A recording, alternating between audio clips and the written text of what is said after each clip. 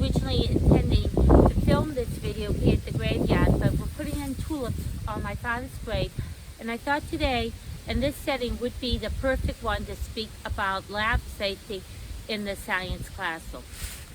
This is a unique problem that science teachers face. I have seen more than one teacher lose their job over incidences that have taken place in science labs.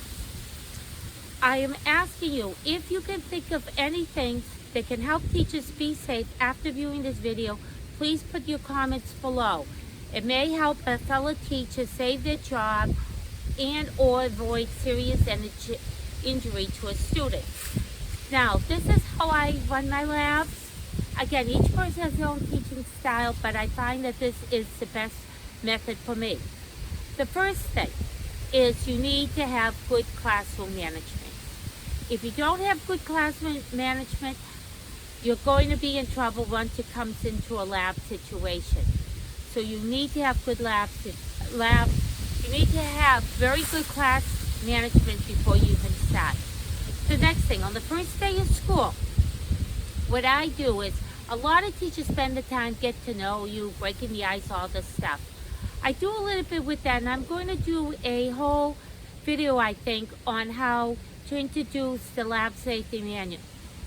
On the first day of school, what you need to do is sit them down in alphabetical order. I have a video on how to seek for the first day of school. You then take out whatever the lab safety contract is that your science department has come up with. Flynn also has a good lab safety contract. Go over the safety contract with the students. Make sure the students have them all signed before you start with the first day of lab. Every student needs to have them signed. Now, most students will bring them back within a couple days. The students who bring them back very late, check their signature. More than once, the student who brings it back late had somebody else forward the signature. Make the students understand this is a legal document. Keep a copy of it. This will protect your job. In fact, I would almost recommend that you make copies and bring the originals back home with you in case of a pending law case. The school system will take care of the school system, and they may subpoena them away from you. So I would recommend keep them at home. At least that's what I always did. On lab day, what you need to do prior is, first off, the first line defense. If you have good classroom management, if you are ready to go, number one, before the students even come in the classroom, assign the groups. You shouldn't have your first real lab until about 2 weeks into the school year. Make sure that you split up the groups heterogeneously, quote, quote, the good kids with the bad kids. Try to mix it up, and there are a lot of different reasons for this. Have them have assigned lab tables. Go through the lab yourself. Perform the entire lab by yourself. What I would do is, I sometimes have students come up from lunch and have the students and myself go through a lab. I taught mostly middle school, so a lab usually only takes about 20 minutes, so we can fit it into a school lunch. Go through it, make sure that you know all the pitfalls. In chemistry labs, a very handy hack is, you know the small condiment jars you get at Burger King, Polar Tropical down south, the little condiments with the lids, you get salad dressing in them. Label them. Now, when you label them, don't go 1, 2, 3, and 4. If it's more than one solution, take the little cup, get electrical tape. For your first part of your lab, let's say, if you designate blue, put a small piece of blue on the container, on the lid, and on the pipette, put a piece of blue. Students seem to remember colors much better than they remember numbers. If the second solution, put a piece of yellow electrical tape, a piece of yellow on the pipette. If you go to Home Depot, I can't promise you, but if you tell them it's for the school's lab, a lot of times the manager, depending on the night and the markdowns for the week, will give you some money off on it. Excuse me, I'm sorry, I'm still sick. Before the students come in, another thing you need to do, make sure that your lab tables are clean, When I say clean, totally wipe down. Make sure that any writing is off the table. You don't need the students to come in and see graffiti or whatever. Keep it as pristine as you can. You also don't want a student tripping over something. Have your materials all laid out and ready to go when they come in. When they come in, again, depending how long the lab is, what I always try to do is do a small activity, but make it short, quick, and fast. But some teachers like to do a more involved lab. When the students come in, as your do now ticket is go over the lab, ask 3 questions. Have them go through it. Make sure they understand all the procedures. Make sure the materials are ready to go. Now, one problem I witnessed the other day with a first-year teacher, and I felt so bad because she was trying so hard, but sometimes you can try too hard. Number 1, don't give them outrageous amount of time. If they're busy, they don't have time to screw around. Number 2, monitor the students. Number 3, if they talk a little bit, who cares? Okay, as long as they get the work done, it's fine.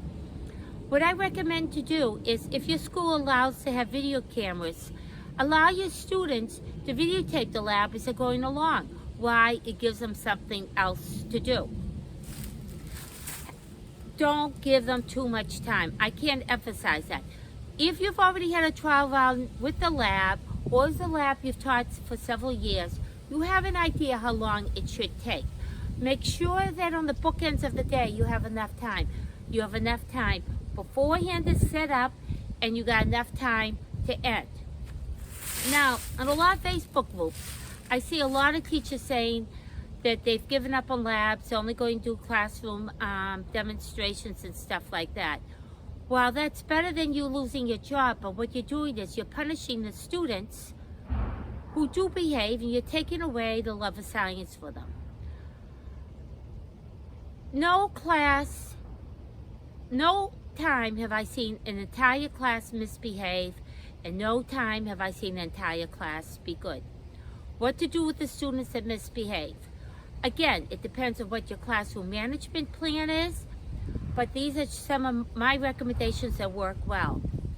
If a student is misbehaving, again, it depends on how serious it is the offense. You can start with, please don't do that. Give them the evil eye. Walk over, tap the desk, and try to slowly, without disturbing the whole class, yelling and screaming and stuff like that, because the kids feed off of that. If, excuse me, I'll use my name. If little Heidi is still misbehaving, can't stay on task, not on an IUP plan. Oh, that's something else. If students are on an IUP plan and they really need a lot of support, don't do a lab on a day that you don't have the aide there. Postpone it a day. Try to do a modified one, but I'd recommend wait until you have the aide there to protect both you and the student. If the student becomes so unmanageable, like the kid who took the paper clip and put it into the outlet while he was still attached to the paper clip, things like that, they can really hurt themselves or other people. Ask them to sit down. They sit out the lab. Have them sit out the next lab and do bookwork. Don't say, well, you lose lab privileges forever, because then you can't ever get it back. Have the kid then say, you can come tomorrow after school to make up the lab. Yes, it's a pain. I have a whole life outside of school. Last thing I want to do is sit with some stupid kid and redo over a lab. However, it's my job, and you just got to plan to do it. Stay after school with him and go through the lab. If he doesn't show up, then he loses the next lab until he does show up to make up the lab. Now, what I mean to say that is, let's say you have lab A, he misses lab A. Okay. Lab B, he misses. Okay. Lab C, he's given a chance again. Sometimes teachers give punishments that are too severe, and sometimes they give punishments that aren't severe enough. Another thing, when you're talking about corrective behavior, if you're going to do something, do it, okay? If you say you're going to have a session, that means you're going to stay, and you're going to stay for a half hour after school. Don't threaten it and then change your mind. After the lab is finished, another problem where there can be a lot of chance of injury is if the students do not clean up properly. So make sure you leave enough time for the students to clean up. What I do is I have an idea how quickly a lab should do, and I give them a warning. I give them like a 5 or 10 minutes that they have to clean up. So basically, the things to remember with a good lab is safety, safety, safety. Okay, make sure you get those labs safety contracts signed.